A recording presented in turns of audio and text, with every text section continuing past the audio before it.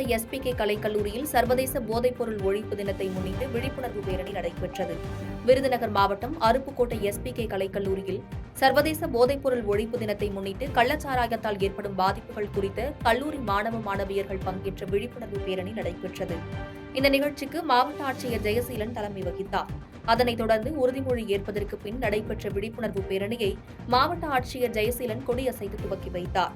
இந்த நிகழ்ச்சிக்கு பின் கல்லூரி மாணவர்களிடையே உரையாற்றிய மாவட்ட ஆட்சியர், உடலில் வேதி மாற்றம் நடந்து உங்கள் உடல் உறுப்புகள் சிதைந்து அதன் மூலம் கிடைக்கக்கூடிய இன்பம்தான் இந்த போதையில் இருந்து கிடைக்கக்கூடிய இன்பம் என கூறினார்.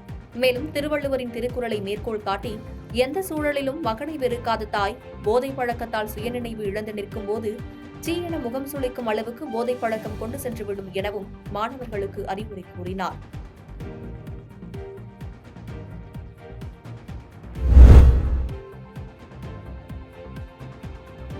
வேலூரில் தனது தாத்தா பெயரில் உள்ள நிலத்திற்கு பட்டா வழங்க கோரி ஊர் பொதுமக்களுடன் வட்டாட்சியர் அலுவலகத்தை முற்றுகையிட்ட நபரால் பரபரப்பு ஏற்பட்டது. வேலூர் மாவட்டம் பழைய காட்பாடி பெருமாள் கோவில் தெரு பகுதியைச் சேர்ந்தவர் விஜயரங்கன்.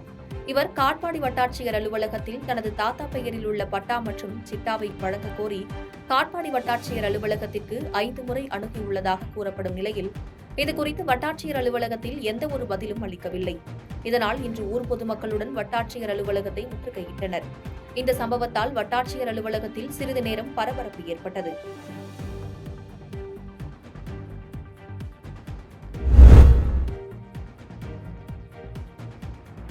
உசிலம்பட்டி அருகே நடைபெற்ற ரத்த தான முகாமில் இளைஞர்கள், சமூக ஆர்வலர்கள் ஆர்வத்துடன் கலந்து கொண்டு ரத்த தானம் வழங்கினர்.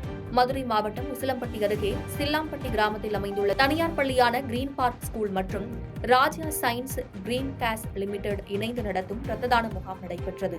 இந்த முகாமில் 100க்கும் மேற்பட்ட இளைஞர்கள், சமூக ஆர்வலர்கள் கலந்து கொண்டு ரத்த தானம் வழங்கினார்கள்.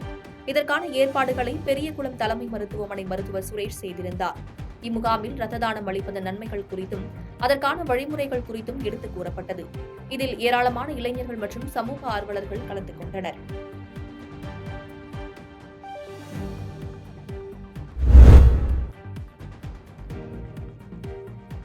நூறு நாள் வேலைவாய்ப்பில் மாலை 4 மணி வரை வேலை செய்ய கட்டாயப்படுத்தும் ஊராட்சித் தலைவரை கண்டித்து 50க்கும் மேற்பட்ட மாற்றுத்திறனாளிகள் முற்றுகை போராட்டம் நடத்தினர். திண்டுக்கல் ஊராட்சி ஒன்றியத்தில் ராஜக்காப்பட்டி அணைப்பட்டி ஊராட்சி உள்ளது.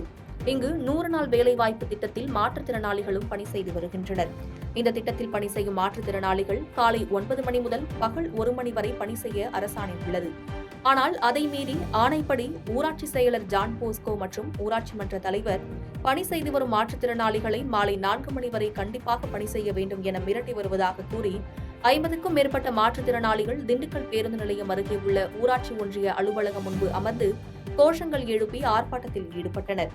இதனால் ஊராட்சி ஒன்றிய அலுவலகம் முன்பு பரபரப்பான சூழ்நிலை ஏற்பட்டது.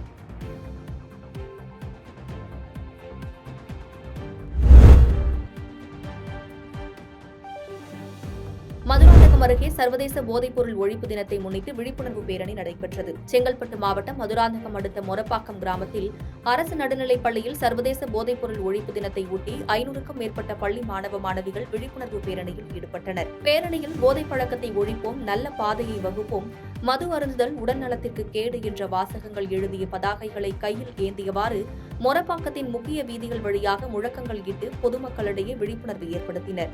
இந்த பேரணியில் பள்ளி ஆசிரியர்கள் கலந்து கொண்டு வழிநடத்தினர். பாதகம் செய்பவரை கண்டால் நாம் பயங்கொள்ளலாகாது பாப்பா, மோதி மிதித்து விடு பாப்பா, அவர் முகத்தில் உமிழ்ந்து விடு பாப்பா. அண்மை செய்திகளை உடனுக்குடன் தெரிந்து கொள்ள இணைந்திருங்கள் இயம்நாடு தொலைக்காட்சியுடன்.